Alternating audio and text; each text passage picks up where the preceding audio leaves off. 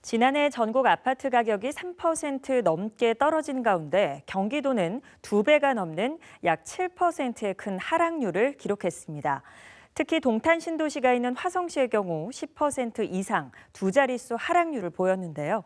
때문에 경기도의 아파트 시가총액은 무려 18조 원 이상 폭락했습니다. 정부가 부동산 규제를 대폭 완화하면서 경기 전 지역이 규제에서 해제됐지만 시장의 반등을 기대하기는 쉽지 않을 전망입니다. 박희분 기자가 보도합니다. 지난해 전국 아파트 값은 평균 3.12% 하락했습니다. 경기도는 전국 평균보다 2배 이상 하락해 사상 최대 낙폭을 기록했습니다. 시군별로 보면 동탄 신도시가 위치한 화성시가 10.93% 떨어지면서 세종에 이어 전국에서 두 번째로 큰 폭의 하락률을 보였습니다. 이어 광명과 수원, 과천시도 평균을 크게 웃도는 하락세를 기록했습니다. 이 같은 영향으로 아파트 시가총액도 급감했습니다. 부동산 114에 따르면 지난해 아파트 시가총액이 가장 많이 줄어든 지역은 경기도로 18조 7천억 원이 떨어졌습니다.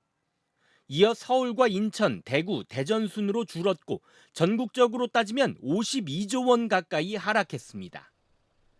부동산 경착륙을 막기 위해 최근 정부가 경기도 전역을 규제 지역에서 해제함에 따라 집값의 70%까지 대출이 가능해졌고 실거주 의무와 중도금 대출 제한도 사라졌습니다.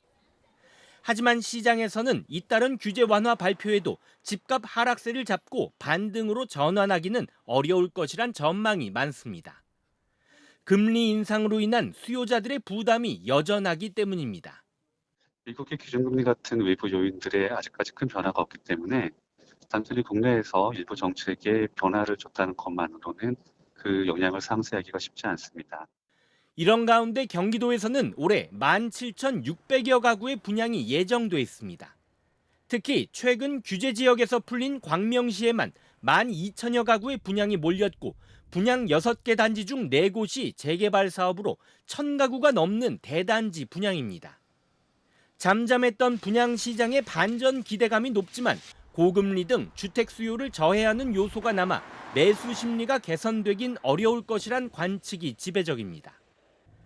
BTV 뉴스 박희붕입니다.